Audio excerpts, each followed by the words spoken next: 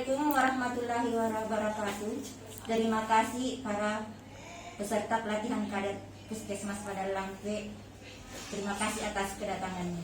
Syukur alhamdulillah kita panjatkan hadirat Allah Subhanahu wa taala karena kita diberi nikmat kesehatan dan keselamatan sehingga pada hari ini kita diberi kesempatan untuk berkumpul di tempat sangat sederhana itu, yaitu tempat tercinta kita, tempat Puskesmas Padang Lampe milik kita bersama.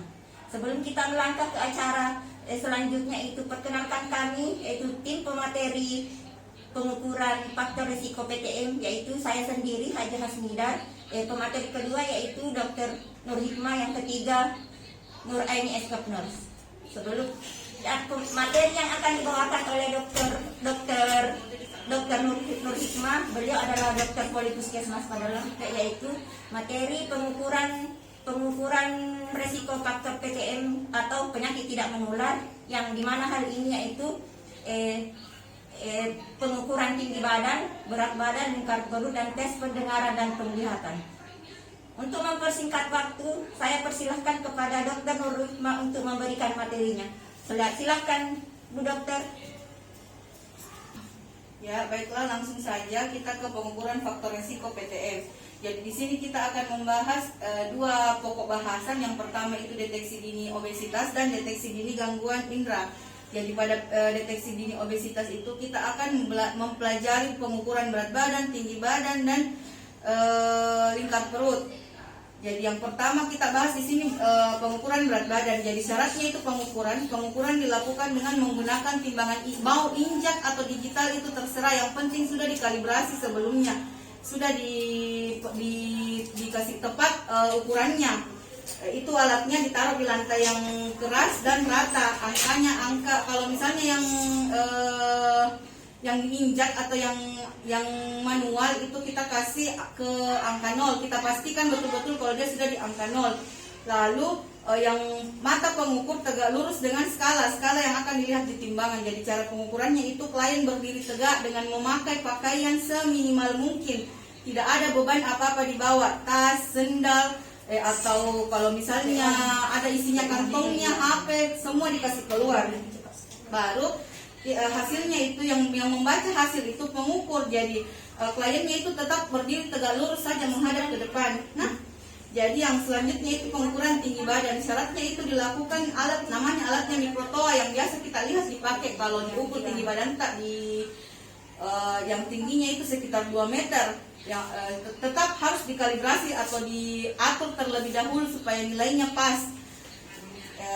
Diletakkan di dinding yang tegak, yang rata, dan lantai yang dinding yang tegak lurus dan lantai yang rata. Hasil pengukurannya dibaca pada garis merah dengan ketelitian 0,1 meter. Jadi cara pengukurannya itu klien berdiri tegak di permukaan lantai, tumitnya, pantatnya, punggungnya, kepalanya semua dikasih menempel pada dinding. Terus dia berdiri tegak menghadap ke depan, jadi matanya lurus ke depan, kepalanya lengannya menggantung santai, tidak perlu juga terlalu kaku. Terus itu alatnya diturunkan sampai puncak kepala klien, kemudian dibaca nih hasilnya. Pause. Yang selanjutnya itu pengukuran lingkar perut. Jadi caranya itu kita cari tulang rusuk paling bawah sama lengkung tulang pangkal paha. Baru bagian tengahnya kita harusnya ditandai pakai pulpen, tapi tidak perlu kita tandai karena jangan sampai kliennya merasa tidak nyaman. Jadi diambil bagian tengahnya, baru kita kasih melingkar. Kalau misalnya perutnya kayak saya, perutnya yang agak membuncit, kita kasih agak ke bawah juga, ikuti perut buncitnya yang bagian bawah kan. Terus kalau misalnya kita berbeda jenis kelamin dengan yang diukur, usahakan kita ukur tidak memeluk, tidak dengan posisi memeluk, entah kita yang melingkar atau bagaimana. Yang jelasnya kita jaga juga etika-etikanya dengan klien tak. Lanjut. Jadi di sini ada nanti interpretasinya bagaimana yang dibilang lingkar perutnya meningkat. Kalau laki-laki lebih dari 90, kalau perempuan lebih dari 80. Kalau pengukuran berat badan nanti kita diajar pada latihannya bagaimana mengukur IMT, berat badan dibagi tinggi badan dalam satuan meter dipangkat 2 kan. Nah, nanti diajar semua. ada juga klasifikasinya. Jadi ini ada karta obesitas, ini cukup kita tahu saja karena kita jadi puskesmas belum pakai ini, tapi kita cukup tahu saja kalau ada yang seperti ini, yang karta obesitas. Selanjutnya kita deteksi dini gangguan indera. Jadi yang dinilai di sini ada dua, gangguan penglihatan, indera penglihatan dan indera pendengaran. Jadi sasarannya itu usia 7 sampai 15 tahun. Untuk anak, kalau penduduk usia lebih dari 15 tahun boleh juga. Kalau tajam penglihatan, kita gunakan metode hitung jari saja supaya lebih gampang dilakukan di posyandu. Kalau pendengaran kita lakukan metode berbisik.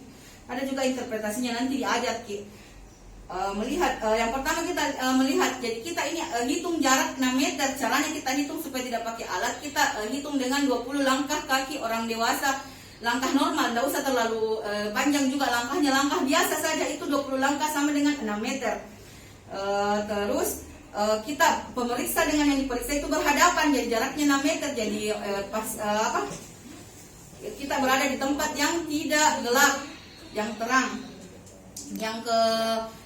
Terus kita kasih lihat pakai metode hitung jari itu tidak boleh berurutan juga, 1, 2, 3, 4, 5 tidak boleh berurutan, nanti diajar. Nanti di latihannya kita diajar. Nah, terus untuk pendengaran tes berbisik itu kita lakukan, kita pastikan kondisi tempat pemeriksaan itu tidak ribut, tidak bising, di tempat yang sunyi supaya gampang kita lakukan pemeriksaan. Nanti kita diajar. Jadi ini gambarnya di atas, begitu caranya dikasih klien di depan, kita yang periksa di belakang, nanti diajar cara-caranya semua. Nah, jadi ada nanti diajar kata-kata apa yang bisa kita sebut supaya gampang didengar, atau bagaimana interpretasinya supaya dia dinyatakan lulus.